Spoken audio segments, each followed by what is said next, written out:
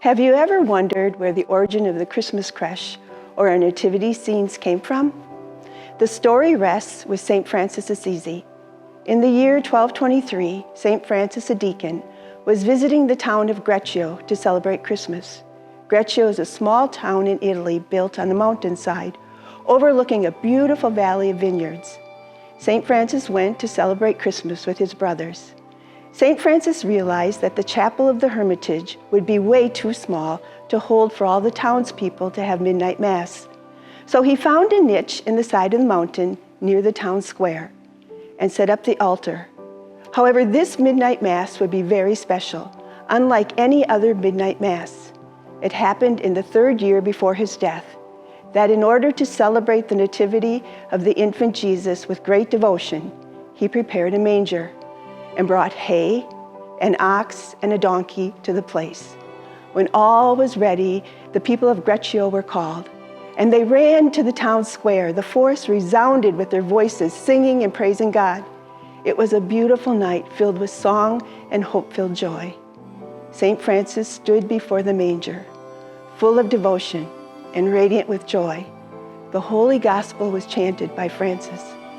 And then he preached to the people around the nativity of the poor king. Being unable to utter his name for the tenderness of his love, he called him the Babe of Bethlehem. Now a certain soldier, Master John, who for the love of Christ had left warfare of this world and became a dear friend of St. Francis, affirmed that he beheld an infant, marvelously beautiful, sleeping in the manger, whom St. Francis embraced with both his arms, as if he would awake him from sleep.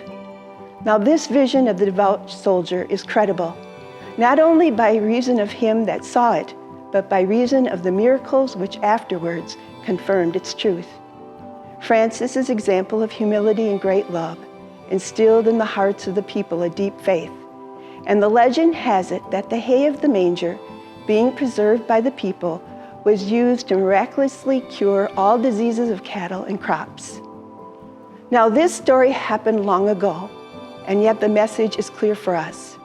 Yes, we have our own nativity scenes, which rest under the Christmas trees or on the mantle of the fireplace, and are visible reminders of that night when our Savior was born.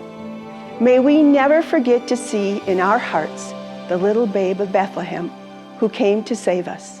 We must never forget that the wood of the manger that held him so securely would one day give way to the wood of the cross.